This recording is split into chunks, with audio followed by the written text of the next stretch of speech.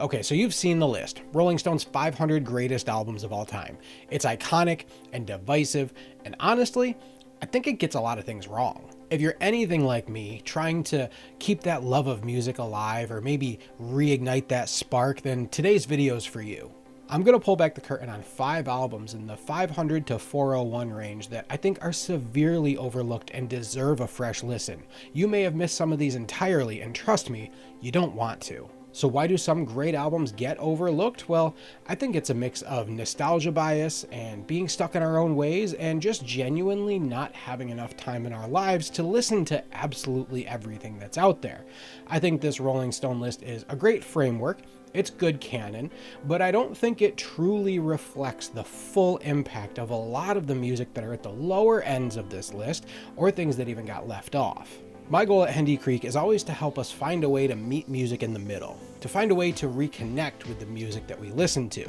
And today that means diving deep into some albums that I think were done a disservice by their placement on this list. These aren't just good albums that you should check out. These are albums that for various reasons hold immense value, that evoke powerful emotions, and might just reignite that musical spark that you're looking for. And if you're looking for ways to reconnect with music like you used to, head over to musiclisteningguide.com where you can get my free adult listeners toolkit that has 5 steps for how to rekindle that passion. But for now, let's jump into my 5 albums that I think are underrated that you should check out.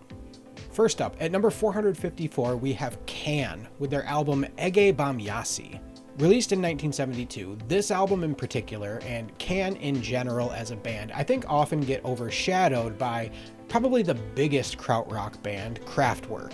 But this album is an absolute gem for practicing active listening. There are so many sounds, so many layers, so intricately tied together here that even after a dozen listens, you can still pick up new things. Can is one of those bands that I think if you know who they are, you know how great they are, but there's a good chance that they've flown under your radar and it's time to change that. If this is your first time with this album, pay particular attention to the song Spoon. I think it perfectly exemplifies what krautrock is and why Can is so good at it. You might even recognize some of the sounds that you hear there. I think you'll absolutely love this album if you sit down with it on a quiet evening with a good pair of headphones and give it your attention for an hour. Next up at 465 is the greatest hits album, The Best of the Classic Years by King Sunny Ade.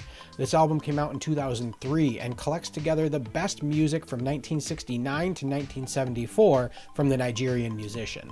There's really a lot that makes this album special. It's heavily influenced by both traditional and popular African music, but is really accessible for Western listeners. There's a very clear pop sentiment here, but there's also incredible layers of complexity that make it perfect for either casual listening or a deep dive. I think you should check out the song Synchro System. Just put it on and go with it. It's 20 minutes long, but if you give it your attention, it'll take you places you never expected. But that said, this is just a great album to throw on when it's a nice day and you're working outside, doing yard work, or having a barbecue and just want to have something cool going in the background. From there, we're going to go to number 485 for Richard and Linda Thompson's album, I Want to See the Bright Lights Tonight. This is a folk album from a British duo that came out in 1974 that I think is often overshadowed by some of the more American folk music from the time. I think this album shines because of its incredible blend of modern folk, rock music, and traditional British and Celtic folk music. If you're a lyrically driven listener, this one is absolutely for you. The emotional depth here is almost overwhelming. It explores themes of desolation and struggles of just trying to get by in modern society. Give this one a listen if you want something that's going to be pleasing to listen to, but really make you feel something. In particular, check out the song Down Where the Drunkards Roll. It's simple in its construction, but absolutely devastating. And then there's the LCD Soundsystem album Sound of Silver at 433 on the list. This album came out in 2007, and I don't think it's fair to say that it was overlooked as much as it was just underrated because of its inability to be simply defined in an era that was rewarding more straightforward music. I think this album's strength is in its ability to blend seemingly incongruous elements. It's dancey but melancholic. It's deep and layered but honest. If you like listening to music that makes you have to peel back the layers to really get down into it, then this one is for you. I think you should check out the title track, Sound of Silver. Lyrically, it's just the same 4 lines repeated over and over, but as the song builds and matures musically, those 4 lines take on entirely different meanings, so that by the time you get to the end of the song, they mean something totally different than what they did at the beginning. This is absolutely a headphone album, so if you've got a good pair, put those on and enjoy the ride. And finally, at 458, we have Jason Isbell with his album Southeastern.